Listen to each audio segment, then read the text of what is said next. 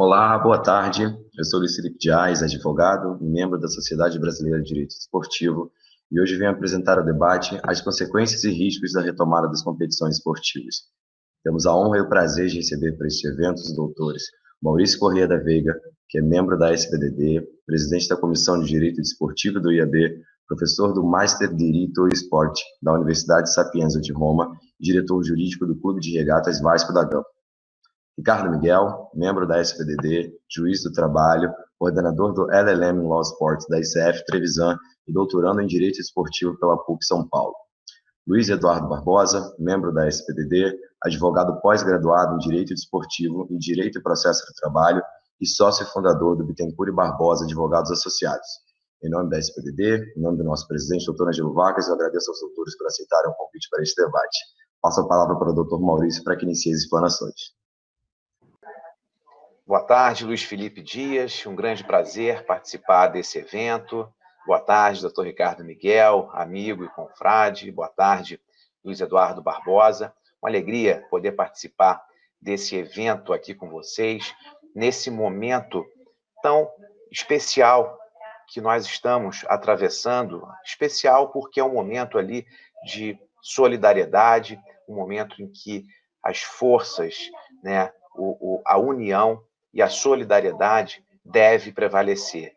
E o tema que vamos debater aqui hoje é um tema extremamente atual, que são as consequências e os riscos da retomada das competições. Então, registro aqui minha alegria e a minha satisfação de estar aqui hoje, de volta à SBDD, a Sociedade Brasileira de Direito Desportivo, que tenho uma alegria muito grande de ser membro dessa importante entidade que tem como objetivo o estudo e a difusão do direito desportivo. Então, gostaria de fazer essa saudação inicial, agradecer e cumprimentar todos aqueles que estão nos assistindo. Bom, e dando continuidade a esse nosso debate, vamos falar aqui, então, trazer alguns elementos, algumas considerações iniciais, a fim de que possamos, portanto, trazer para os nossos ouvintes e telespectadores algumas questões relacionadas ao próprio meio ambiente do trabalho desportivo e também as consequências trabalhistas, consequências civis de uma retomada das competições. Nós, nesse momento, estamos vivendo ali uma retomada do Campeonato Carioca, por exemplo, e que já houve ali uma retomada com uma série de polêmicas. Evidentemente que o Brasil, a situação que agora se encontra, é uma situação muito delicada, porque já foram ali, já foi ultrapassada uma marca muito negativa, muito triste, de 50 mil óbitos em razão da Covid-19. Então, nos solidarizamos com todos os familiares das vítimas e, evidentemente, estamos aqui em pensamento, em orações, para que essa situação seja revertida o quanto antes. Porém, é evidente que mais cedo ou mais tarde, a retomada das competições, ela vai se dar. E isso daí vai acontecer necessariamente com a adoção dos meios de segurança para que essa retomada ocorra. Evidentemente que assegurar 100% da integridade física de todos os participantes, aí não me refiro só aos atletas, mas também a todo aquele staff, né, de profissionais do esporte que são necessários para a retomada, inclusive também de jornalistas, né, que não estariam ali, não seriam os profissionais do esporte diretamente, mas que estão envolvidos e são fundamentais para que a retomada das competições possam acontecer. Então, o que fazer para assegurar o mínimo, né, de segurança para essas pessoas que estão diretamente envolvidas com a prática desportiva? Bom, o exemplo que nós temos na Europa, ele pode ser replicado e pode ser aproveitado. Quando eu digo que não há ali 100% de segurança, é porque os exemplos europeus demonstram que não há nenhum modelo infalível, por exemplo. Até porque teve um jogo de futebol na semana passada em Montenegro. Montenegro foi um dos primeiros países, assim como a Nova Zelândia, a erradicar o número de contágios da Covid-19. Então, não havia ali mais registro de pessoas portadoras da Covid-19. Então, teve um jogo, uma partida de futebol com 16 mil espectadores. E que foi ali um foco que voltou a disseminar o vírus, porque havia também não só público de pessoas de Montenegro, mas também dos países vizinhos. Então, houve ali uma disseminação, parece que já foram diagnosticados 9 pessoas com a Covid-19.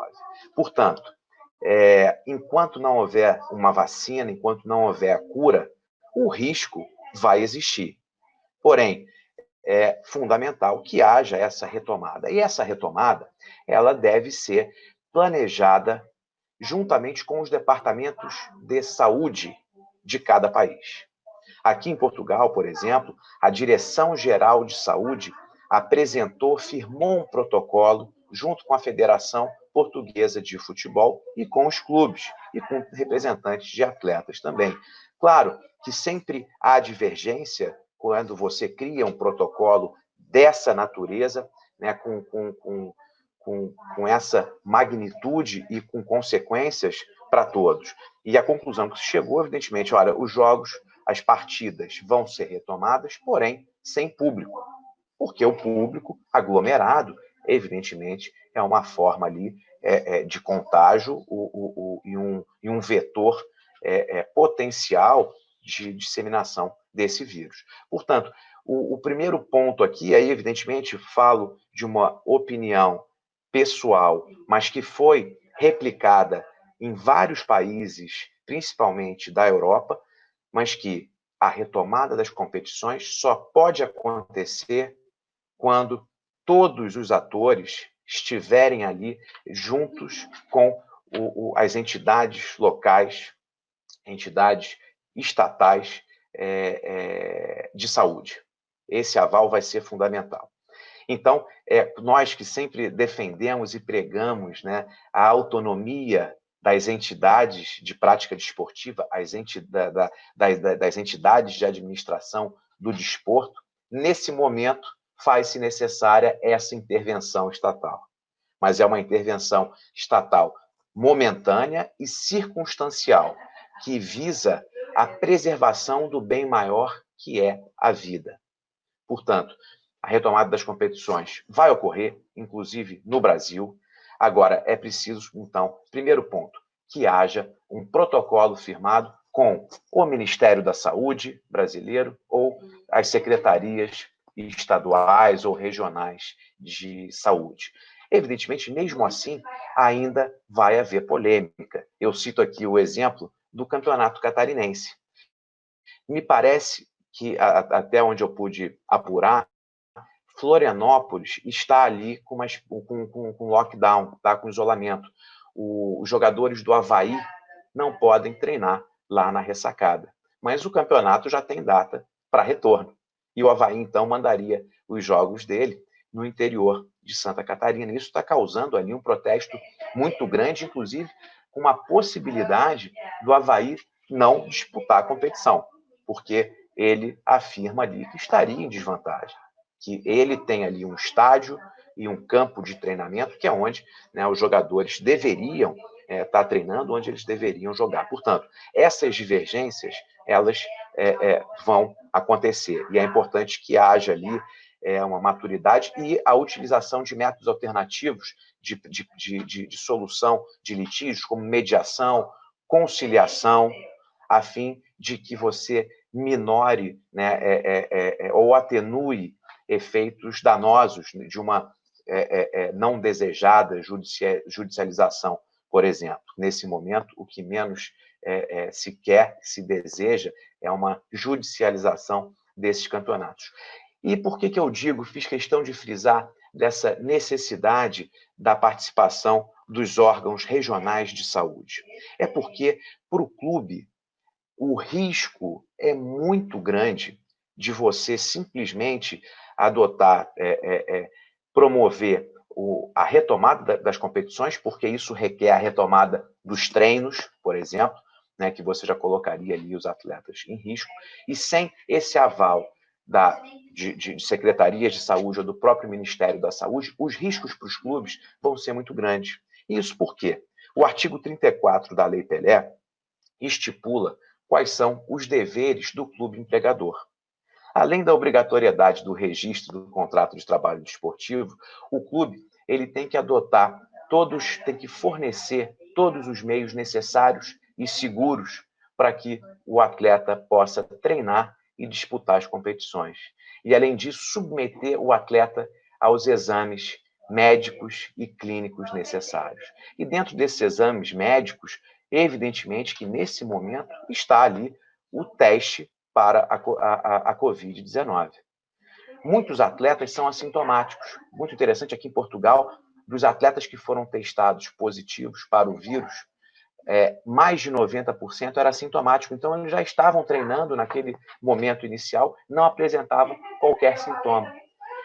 Então, essa habitualidade, essa constância na realização dos exames vai ser fundamental para você poder, primeiro, fazer um controle dessa propagação do vírus e, evidentemente, o clube se desincumbir da sua obrigação ou de uma de suas obrigações, inclusive previstas na própria Lei Pelé. Evidentemente que o seguro obrigatório de que trata o artigo 45 da Lei Pelé, com raríssimas exceções ali, ele não vai cobrir eventual dano relacionado à pandemia, até porque as apólices de seguro, naturalmente, já trazem essa exceção, salvo, evidentemente, quando você faz um contrato de seguro com essa finalidade, como teve um caso ali de Wimbledon, por exemplo, que tem um contrato, inclusive se resguardando de efeitos de uma pandemia, mas geralmente é até cláusula de exclusão. Portanto, existem riscos para o clube. Esses riscos podem ser atenuados? Podem.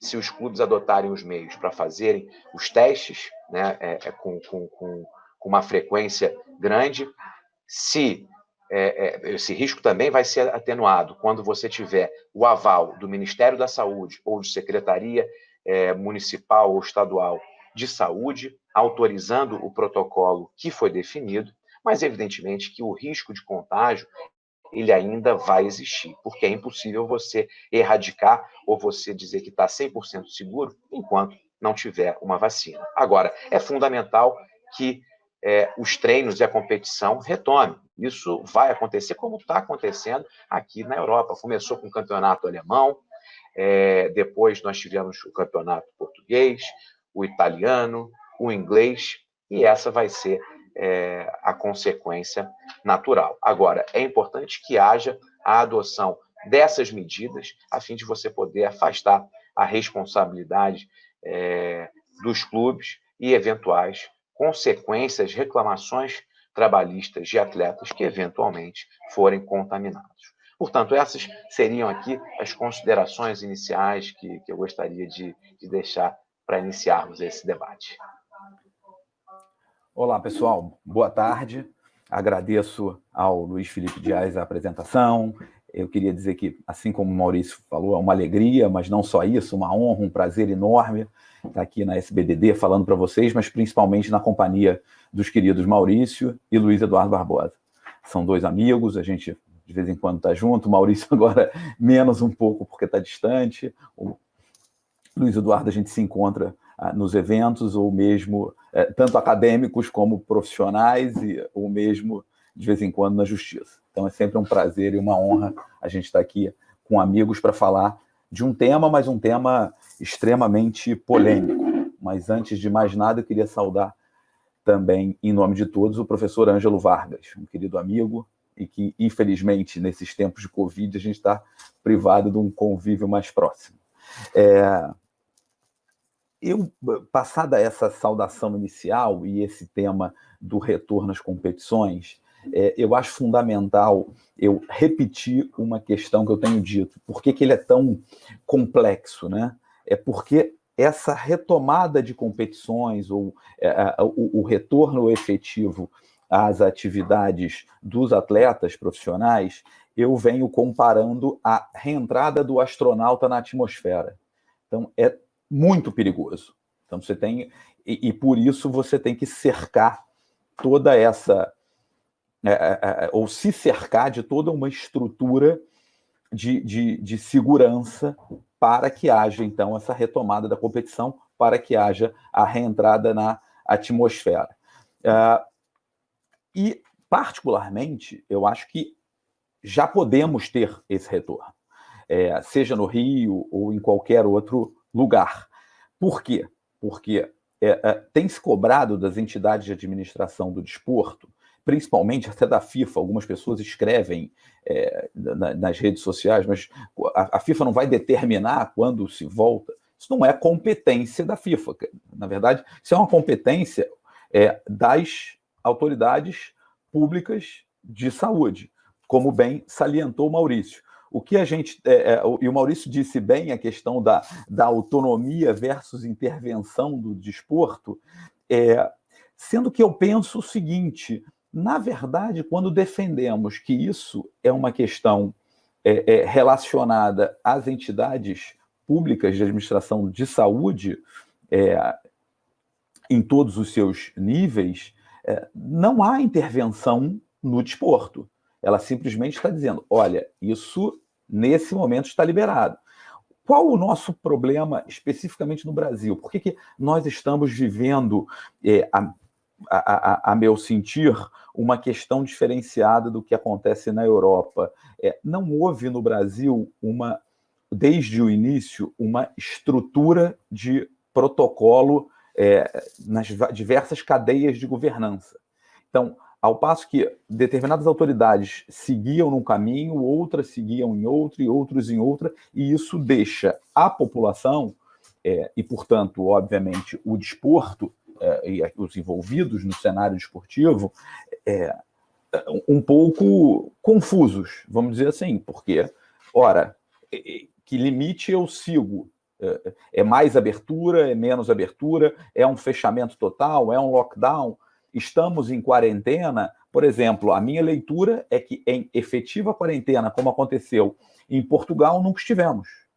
Estivemos em isolamento social, mas no Rio, pelo menos. Mas em efetiva quarentena, não.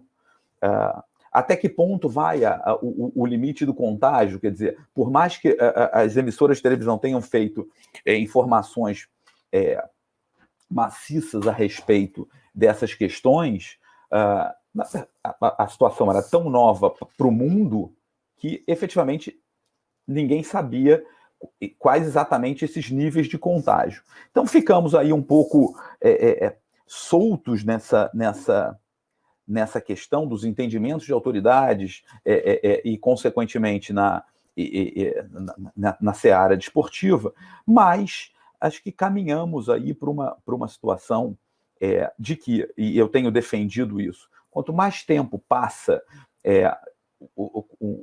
para falar especificamente do desporto, com um atleta sem um treinamento com maior cuidado, com maior acompanhamento, com uma melhor preparação física, com maior orientação, maior é o seu risco de lesão. Esse atleta treinando isoladamente na casa dele, porque se nós pensarmos que, quando a gente fala em desporto, principalmente no futebol, imediatamente vem à cabeça o cenário dos grandes clubes de futebol e, portanto, dos grandes atletas de futebol. Mas a gente não pode esquecer que isso é uma minoria.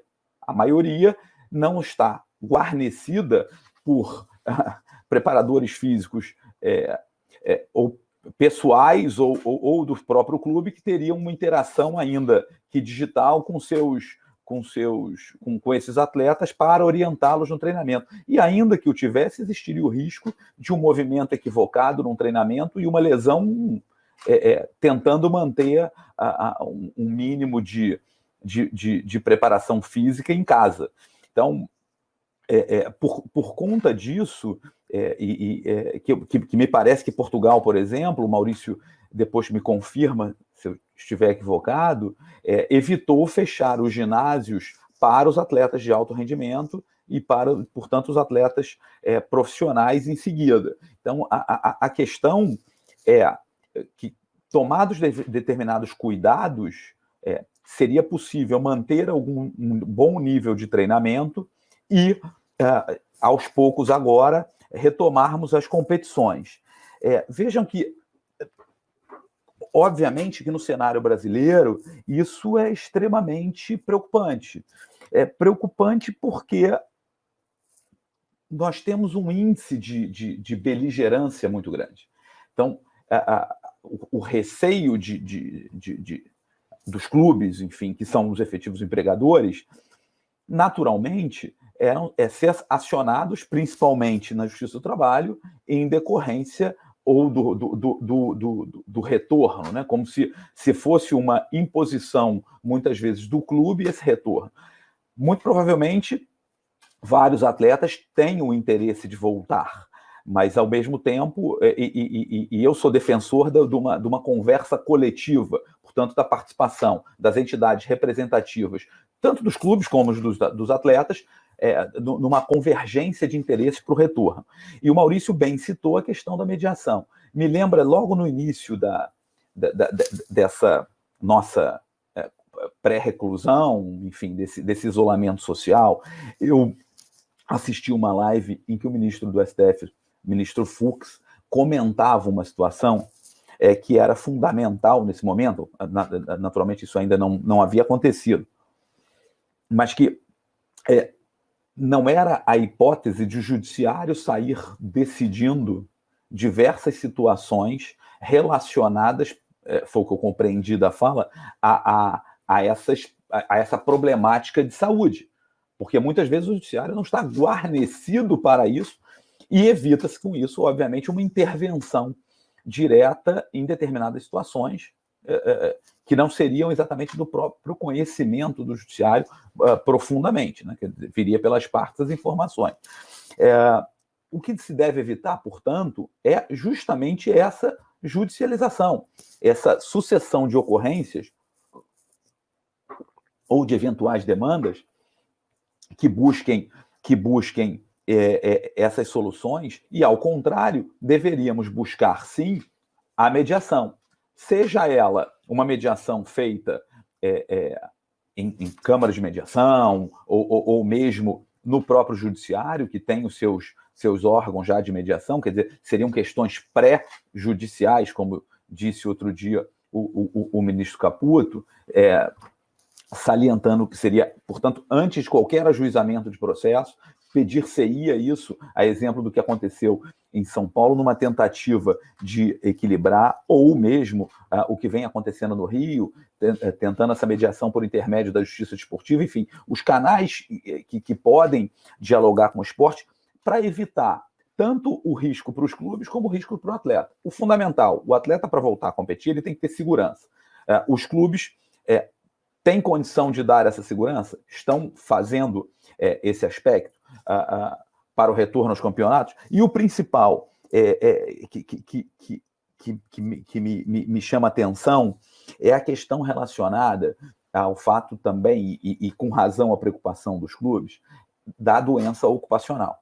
Mas o fato é que, e eu não quero, nesse momento, me alongar tanto assim na temática de doença ocupacional, mas fato é que a doença ocupacional, a lesão que o atleta pode vir a ter, esqueçam Covid, mas num próprio jogo ou num treino, tudo isso já é albergado pela responsabilidade civil que está dentro do conceito jusdesportivo, a responsabilidade civil do empregador, no caso o clube, em relação ao atleta. Então, assim, casuisticamente, analisaríamos todas essas situações.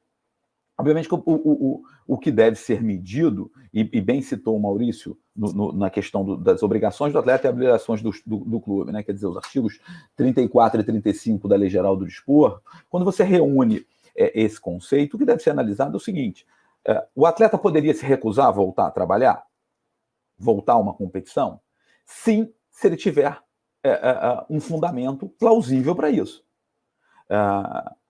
Se ele não tiver o fundamento plausível para isso, o clube tomando as medidas necessárias, as respectivas entidades de administração do desporto, tomando as medidas necessárias com segurança para o retorno à competição, o quanto antes se voltar o treino, o quanto antes se voltar à competição, eu particularmente tenho defendido que acho extremamente positivo. É claro que o risco de contágio existe, mas o risco de contágio ele existe em diversos pontos. Então, a partir do momento que você vai abrindo gradualmente a situação, eu não vejo muito problema no retorno. Porque as outras questões elas já são reguladas pelo direito. Se necessário for, poderíamos ter esse equilíbrio. O que nós realmente precisamos e aí, claro que é uma questão muito sociológica, mas é inexorável colocar isso aqui, é uma mudança de cultura beligerante, é uma mudança de cultura até legiferante, porque no Brasil a gente fica buscando lei para... O Brasil é um país de leis, né? Então a gente fica esperando...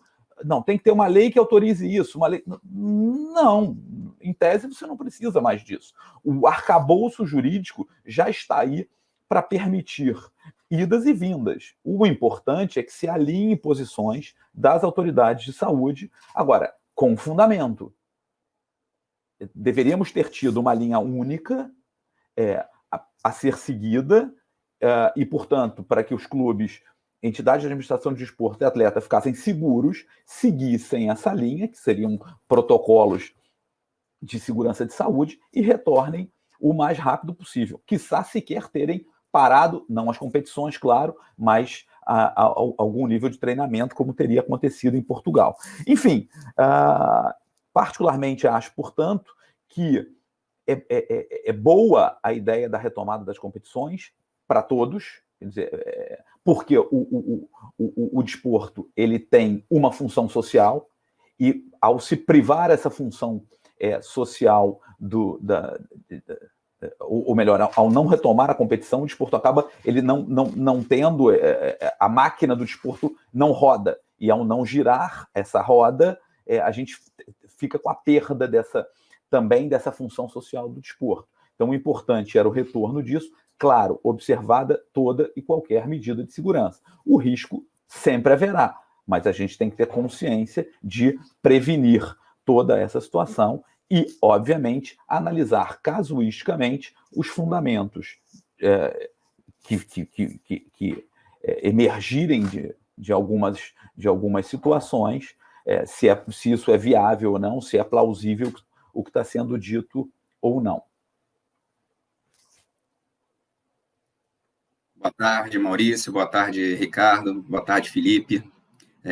Amigos, sempre bom participar de eventos que você tem amigos, né? Porque o debate fica mais fácil, ainda mais com duas pessoas altamente técnicas, com conhecimento bastante amplo. Gostaria de agradecer a SBDD pelo convite para participar desse debate, das consequências e do risco, né, da volta do desporto, dessa retomada das competições. Agradecer o professor Ângelo Vargas, nosso mestre, que sempre nos abrilhanta com a sua expertise. Eu acho que o Ricardo tocou num ponto muito importante. Nós, aqui no Brasil, não tivemos uma centralização das decisões a serem tomadas para conter essa pandemia. Nós ficamos muito soltos de uma regra. Não houve uma regra geral que pudesse trilhar o caminho para que pudéssemos ter uma quarentena, como o próprio Ricardo falou. Nós não tivemos uma quarentena, nós tivemos um isolamento em cada cidade, cada estado foi de uma certa maneira. E isso tudo fez com que picos aumentassem, diminuíssem, depois aumentassem. Então, o grande problema que eu vejo hoje do retorno do desporto é que, na Europa, os exemplos que nós temos, que as competições voltaram, em média, entre 60, 70, 80 dias após o pico. Aqui no Brasil, não. Aqui no Brasil, a gente não teve isso. Nós estamos vivendo aqui no Rio de Janeiro a volta do Campeonato Carioca com a cidade batendo recordes de mortes. Nós tivemos um jogo na quinta-feira no Maracanã, com 2 pessoas falecendo no hospital de campanha do lado. O que eu vejo é que, antes de se voltar às competições, deveriam serem tomadas medidas para que os atletas pudessem ter um recondicionamento físico para a volta dessas competições. Ou seja, fazer com que os atletas tivessem um tempo mínimo de preparo, porque os atletas ficaram 90 dias parados. Já estão 90 dias parados. Então, entendo eu que seria necessário, pelo menos para a volta das competições, criar segurança para que esses atletas voltem a ter uma performance. E é com essa performance de campo, de treinamento, com bola, por exemplo, no futebol, evitasse que eles tivessem lesões. E entendo eu que é muito arriscado você simplesmente marcar um retorno de uma competição sem que tenha dado a todas as equipes um tempo mínimo igual para os treinamentos. E isso faz com que os atletas sejam submetidos ao risco de sofrer sérias lesões. E como muito bem disse o Maurício, a questão do seguro desportivo. Aqui no Brasil, nós temos pouquíssimos seguradores que permitem a contratação de uma apólice do artigo 45. Então, o número de lesões já ficou provado. Na primeira rodada do campeonato alemão, houveram lesões gravíssimas. Teve atletas que tiveram lesões que vão ficar sem jogar 9 meses, 10 meses, até se recuperarem. Então, sem que haja uma uniformização dessas questões para que prevaleça a saúde do atleta, eu acho que os riscos de se voltar às competições é muito grande. Eu acho que deveria haver um acordo geral entre clubes e sindicatos, só se começar uma competição após um tempo mínimo de treinamento. Isso tudo evitaria a questão da judicialização, como muito bem disse o Ricardo e o Maurício. Por quê? Porque aqui no Rio de Janeiro, em razão da marcação dos jogos, Botafogo e Fluminense entraram na Justiça Desportiva requerendo um prazo, o adiamento de suas 2 partidas marcadas pelo arbitral, para que fosse concedido um prazo de, no mínimo, 10 dias para a volta. Ou seja, conceder 10 dias de treinamento para os atletas e, após esse treinamento, marca-se os jogos. Não foi obtida uma liminar pelos clubes no TJD do Rio de Janeiro, foi a questão levada ao STJD e foi-se marcada uma audiência de mediação onde não se chegou a um acordo e agora os clubes estão esperando a decisão judicial. Então, eu acho que deve haver uma integridade, uma integração entre clubes, federações, para que haja um ordenamento. Porque, vamos lá, o Campeonato Carioca voltando agora, vai haver uma paralisação, uma paralisação depois de jogos, porque a próxima competição a serem disputada pelos grandes clubes é o Campeonato Brasileiro e a Copa do Brasil. Sendo que a CBF, em tese, disse que somente deve-se voltar ao campeonato a partir do dia 15 de agosto, ou seja, os clubes vão ficar ainda um bom tempo só fazendo treinamento. E esse treinamento no Rio de Janeiro, por exemplo, pode gerar uma desvantagem desportiva para os clubes, por exemplo, do Rio Grande do Sul, que hoje foram proibidos de treinar. Os clubes de São Paulo, por exemplo, também não estão proibidos de treinar. Isso vai gerar um desequilíbrio técnico entre as equipes. O ideal é que se houvesse uma integração nacional, onde se pudesse retornar os campeonatos de forma em datas parecidas, para tentar manter esse equilíbrio técnico. Em razão de sermos um país continental, isso é muito difícil. Então, alguns vão voltar antes do que outros e haverá esse desequilíbrio técnico no começo. Mas eu entendo que deveria se tentar, pelo menos nacionalmente, criar um protocolo mínimo de datas. Olha, vamos tentar esperar o pico dessa pandemia nos estados passar para a gente voltar a treinar e voltar a jogar. Infelizmente, isso não está ocorrendo e nós, por exemplo, no Campeonato Brasileiro, nós temos 9 praças, salvo engano, de jogos. E dessas 9 praças, cada uma vai voltar a liberar de acordo com a queda da taxa de mortes e de diagnósticos. Então, Ricardo, Miguel, eu entendo que a gente tem que tentar buscar uma conciliação entre os clubes, entre sindicatos, entre federações e a confederação, para que haja um retorno de forma cronológica, visando sempre a saúde do atleta. Nós estamos falando de atletas de alto rendimento, de alta performance, que tem um valor de mercado altíssimo. Uma volta assodada de um campeonato sem que haja um tempo mínimo de treinamento pode causar uma lesão ao jogador e causar um prejuízo financeiro e técnico monstruoso. Porque um atleta que, por exemplo, está prestes a ser negociado, ele volta a um campeonato sem que haja um treinamento de um tempo mínimo, ele pode sofrer uma lesão e gerar uma consequência de não contratação por outro clube, a venda do jogador para outro clube. Então, eu vejo que se nós, que eu digo, as pessoas ligadas ao desporto, não sentarem e conversarem para tentar marcar um calendário de forma cronológica, visando a saúde do atleta, eu acho mais importante aqui que temos que pensar na saúde do atleta, porque, certamente, se não observarmos a saúde do atleta, a volta assodada das competições pode inviabilizar até o prosseguimento dela. Por quê? Se não forem tomadas as proteções dos protocolos de saúde de forma adequada, muitos atletas, muitas equipes poderão perder uma equipe inteira e ficar impossibilitada de participar da competição, se vierem a ter os atletas a serem contaminados. Temos que lembrar que uma equipe de futebol ela é formada por massagistas, roupeiros, técnicos, auxiliares, jogadores, nutricionistas, e muitas dessas pessoas, às vezes, não possuem condições financeiras de ir trabalhar de carro. Muitos deles usam os transportes públicos, e até mesmo alguns deles moram em comunidades, onde estão mais expostos a pegar a doença, por exemplo, a Covid. Então, eu acho que se não houver um protocolo tanto de saúde quanto de treinamento, de cronologia para a volta dos treinamentos e das competições, a gente pode vir a sofrer a consequência de quê? Ter a competição, iniciar e no meio dela ter que parar em razão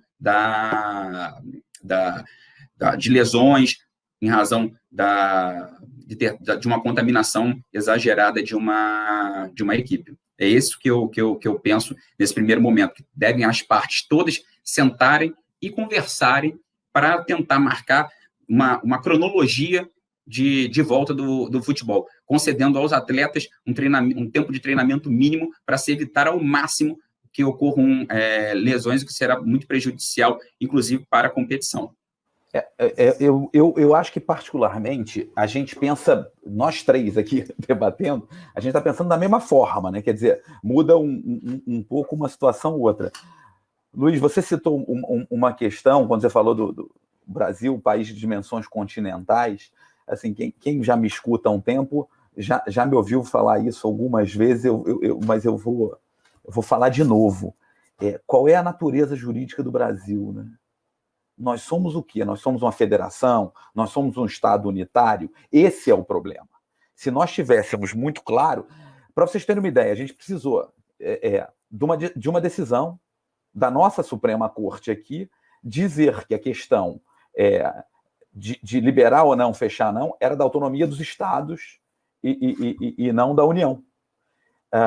Enquanto que, em tese, você não precisaria dessa decisão da Suprema Corte, porque se nós somos uma república federativa, você vai analisar aquilo dentro das questões do Estado e, em tese, para as questões de protocolo de saúde, o Estado deveria estar em linha, ou os estados deveriam estar em linha com uma determinação da União Federal. Quando você não tem essa questão e você não tem clara essa natureza jurídica federativa, por quê? Porque, por exemplo, você tem uma natureza jurídica federativa quando a maior parte do direito é concentrada na competência legislativa exclusiva da União.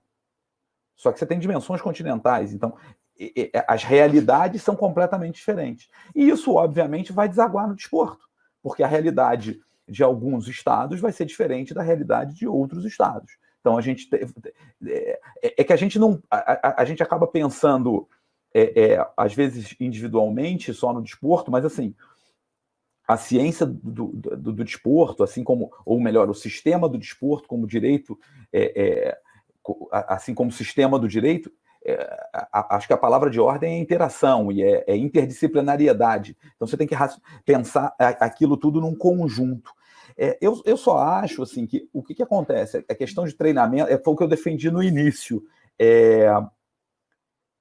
Nós talvez não devêssemos ter efetivamente parado com tudo para o atleta de alto rendimento. Claro que envolve uma série de pessoas, mas alguns protocolos, porque, em razão da novidade, óbvio, essa culpa, não estou colocando a culpa em ninguém, eu estou dizendo que o mais rápido possível deveria ter se sentado lá atrás e conversado, mas também falar isso agora é fácil, né? Na época era difícil.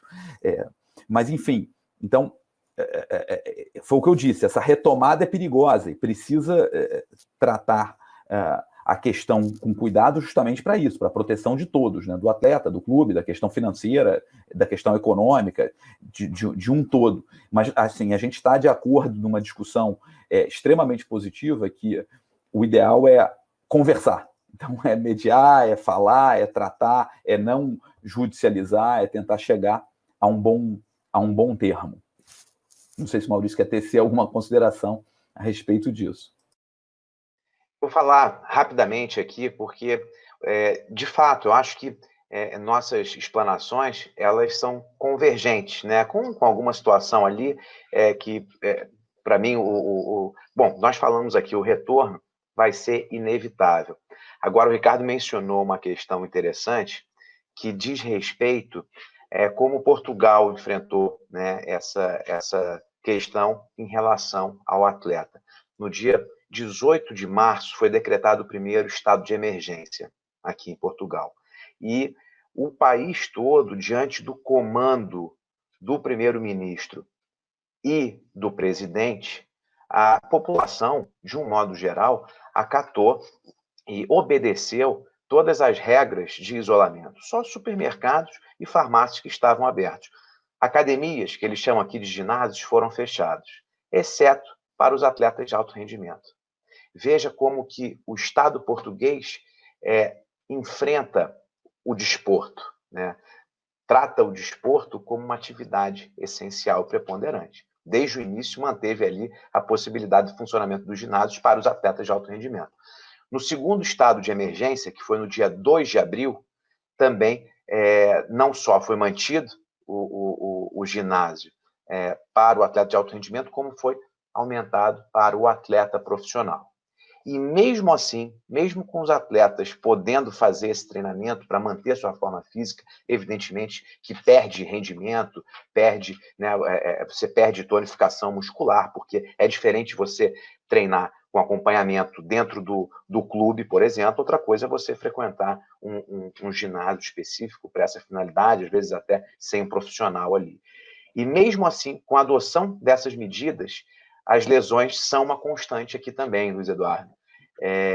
Nós tivemos o Benfica, ele perdeu 2 de seus jogadores por lesões musculares graves, o Jardel e o Grimaldo, jogadores, inclusive, que podem ser decisivos ali para a disputa do campeonato, que hoje está empatado entre Benfica e Porto. Então, mesmo com a adoção de todos esses elementos, o risco ainda existe, né? Então, gostaria só de deixar essas considerações antes de partirmos aqui para as respostas.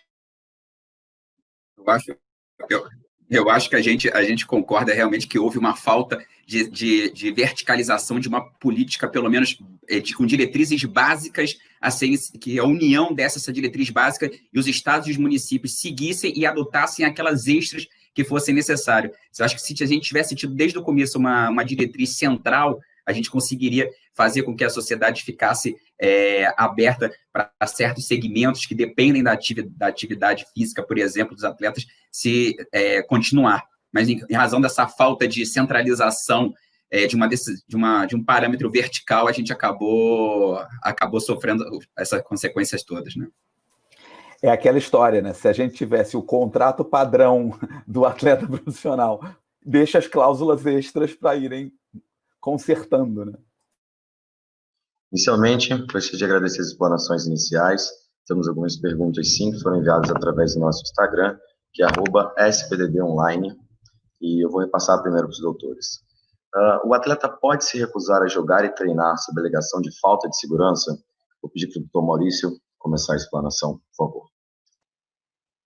Acho que a pergunta que diz respeito, né, à nossa temática aqui central, particularmente quando eu enfatizei a questão de que o protocolo para o retorno das competições obrigatoriamente deve passar pelo Estado, seja Ministério da Saúde ou Secretaria Regional de Saúde, esse ponto vai ser fundamental e norteador dessa questão, para se poder responder. Se por acaso não tiver a retomada, não passar pelo Ministério da Saúde ou não tiver o aval da Secretaria Regional de Saúde, para mim um atleta pode se recusar, porque pode haver ali um risco acentuado de você contrair o vírus. Agora, a partir do momento em que você tem um protocolo feito por departamento médico, né, disponibilizado pelas entidades de administração do desporto, você tem participação dos clubes, participação de sindicato dos atletas, e dentro desse protocolo, o aval das secretarias de saúde, o atleta ele não poderia se recusar a participar de treinos e competições, porque, como nós mencionamos os deveres dos clubes, né, há também, na Lei Pelé, no artigo 35, que o Ricardo já oportunamente já colocou aqui, nós temos os deveres dos atletas. E o dever do atleta, ele deve assegurar ali as condições físicas e mentais mínimas necessárias para participar dos treinos e das competições. Portanto, havendo a adoção de todos esses mecanismos com o protocolo de segurança pelas secretarias de saúde, o atleta, a princípio, ele não pode se recusar. O fundamento, como mencionou o Ricardo, tem que ser um fundamento ali muito substancial. E a partir do momento que você tem o aval da Secretaria de Saúde, presume-se que as condições mínimas necessárias para a preservação da saúde do atleta estão sendo observadas. Eu acho que eu concordo. Fala, Luiz. A resposta do Maurício é certíssima. O atleta ele só vai poder se negar a treinar e a competir se por acaso não tiverem aquelas condições mínimas e não tiverem sendo seguidos os protocolos.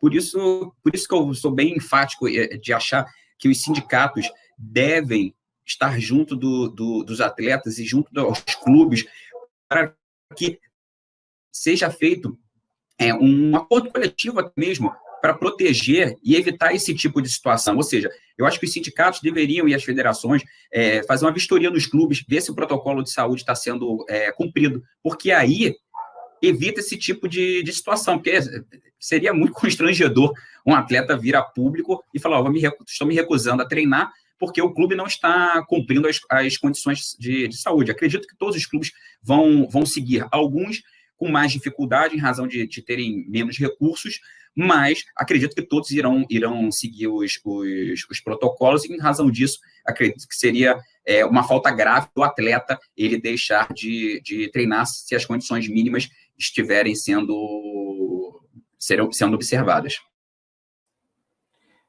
É exatamente o que eu ia falar. Eu até já havia dado um spoiler um pouquinho antes da minha fala, que eu tinha dito exatamente, o atleta só vai poder se recusar se for plausível a alegação dele.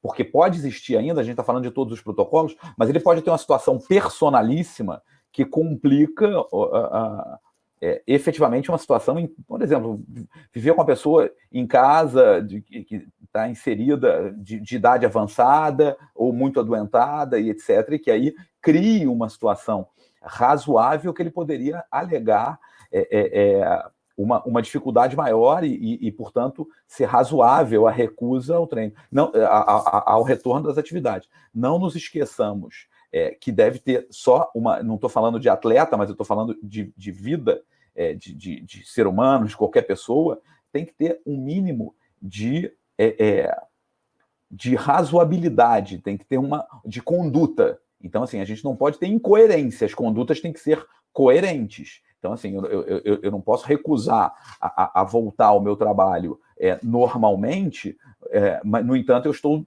me ausentando na minha casa e circulando na rua sem nenhuma urgência, sem nenhum motivo. Então, assim, não estou falando de atleta, não. Estou falando em qualquer situação, porque isso, obviamente, também vai se aplicar ao atleta. Então, ele tem que ter... Ele pode se recusar? Pode, se ele tiver uma situação específica, razoável, plausível, grave, que sustente essa recusa, além de tudo que vocês já anteciparam. Então, bom, já recebemos muitas perguntas pelo nosso Instagram, só que, infelizmente, o tempo não nos deixa repassar todas as perguntas. Gostaríamos aqui de, em outras oportunidades, poder falar um tema extremamente rico, um tema extremamente atual. Eu tenho certeza que a gente poderia ficar aqui, acho que a tarde toda e entrando pela noite, falando sobre o tema. Então, gostaria de passar a palavra ao Dr. Maurício para que iniciasse as considerações finais. Bom, essa questão da retomada das competições, ela é cercada de polêmicas, e vai haver polêmicas, vai ter ali as pessoas se manifestando contrariamente. Nós vimos isso no primeiro jogo no Maracanã, entre Bangu e Flamengo, né, com protestos e manifestações, dizendo, olha, tem um hospital de campanha aqui ao lado, como que vai retomar o futebol? Mas é importante que haja, né, a retomada, ela vai acontecer. Infelizmente, eu lamento muito que o Brasil não deu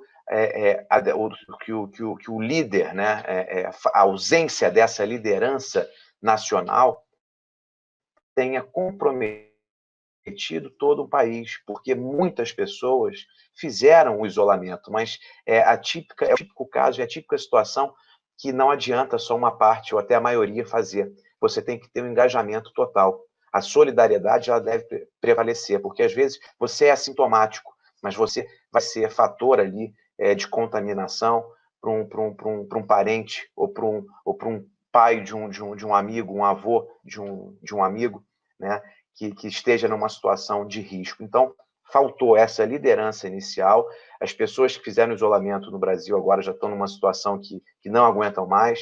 Esse isolamento parcial ele não foi suficiente para conter a doença, mas acabou comprometendo a economia, né? Quebrou a economia brasileira.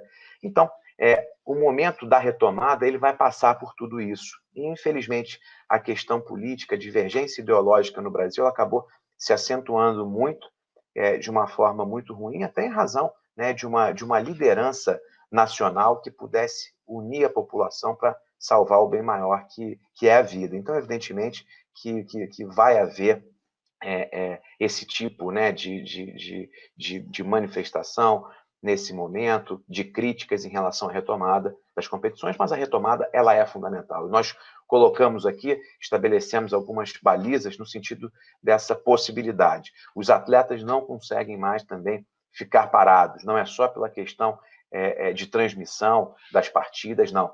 O atleta de alto rendimento, ele tem que voltar, porque isso uma parada muito longa pode comprometer seriamente a carreira desse profissional, que já tem uma carreira que é curta. A vida útil do atleta ela é muito curta.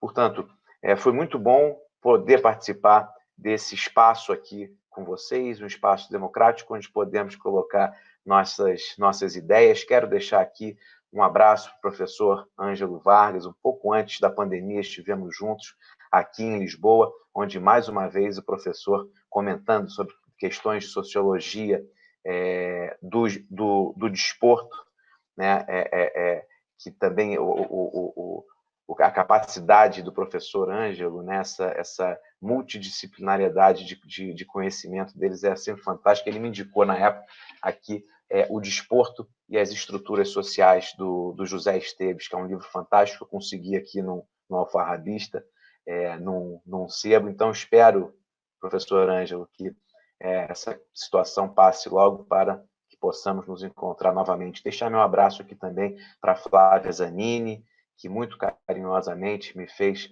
esse convite, tem feito um trabalho ali destacado na SBDD. E o meu grande abraço aqui para o meu amigo Ricardo Miguel, companheiro dos bancos da Universidade Autônoma de Lisboa, no mestrado e no doutorado, né, de grandes e saudosas lembranças.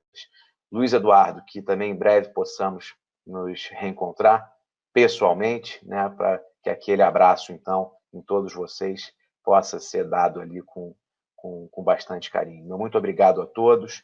Luiz Felipe, obrigado pela sua condução e mediação. Um prazer participar desse evento aqui com vocês. Muito obrigado e até a próxima.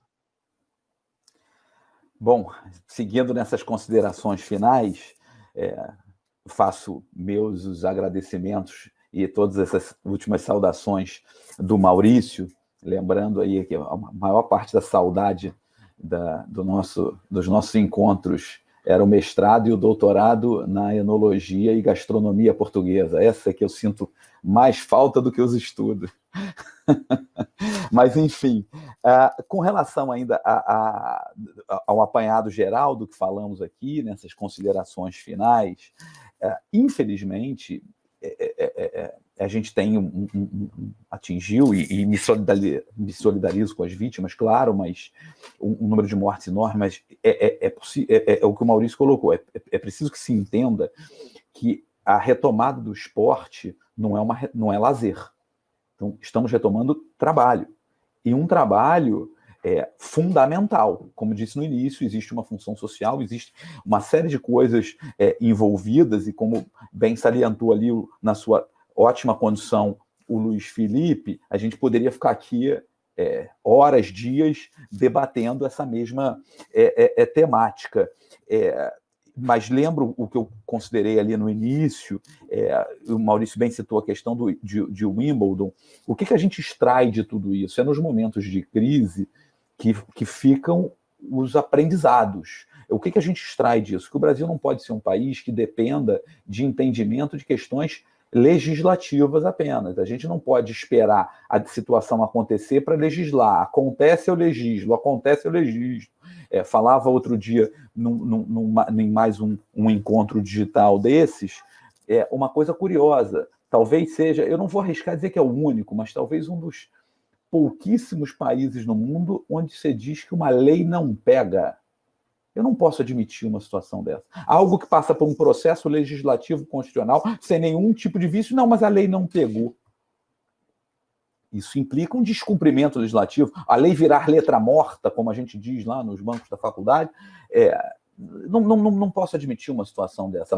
Ela pode evoluir e aí revoga-se a legislação, porque ela pode não ter mais uso, aquela situação não mais se apresenta, mas a situação se apresentando e a lei não pega, isso me incomoda. E por que talvez a Inglaterra, lá no caso de Wimbledon, tem enfrentado melhor a questão de seguro, a questão do cancelamento do evento? Porque já era uma questão estabelecida em contrato. Então, talvez fique para nós o aprendizado de estabelecer isso em contrato. E o fundamental de toda essa nossa conversa também, que eu extraio daqui,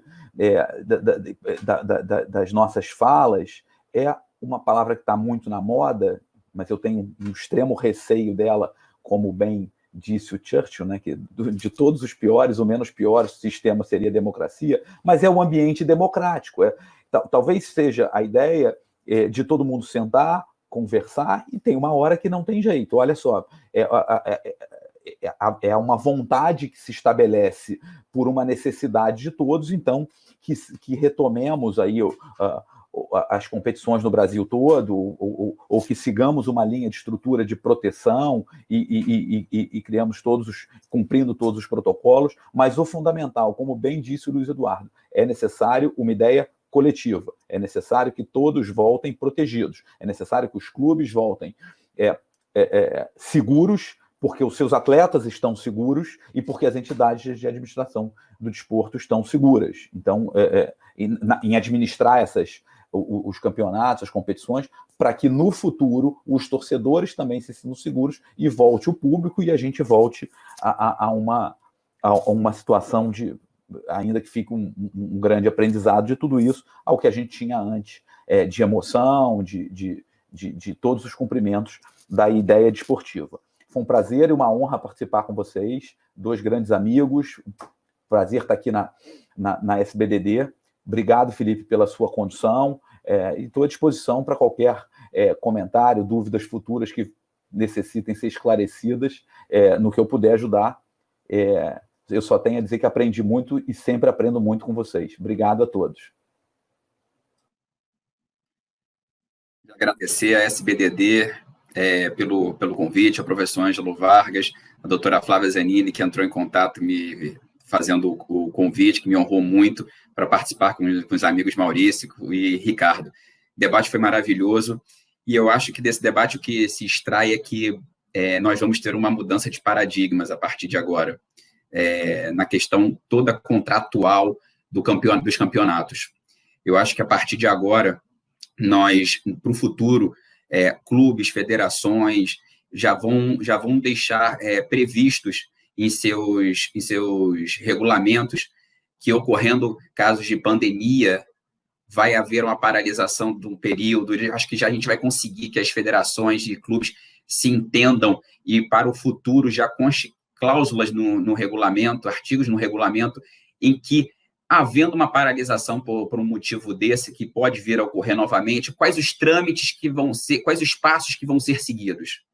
Eu torço para que isso ocorra, para que os problemas que estão ocorrendo hoje não voltem a ocorrer. Isso é o mais importante, é que as partes aprendam com os seus erros hoje. A retomada do futebol é inevitável, nós temos que voltar com nossas vidas, a atividade econômica precisa voltar, porque está gerando uma crise econômica muito grande e as pessoas precisam ter sua subsistência.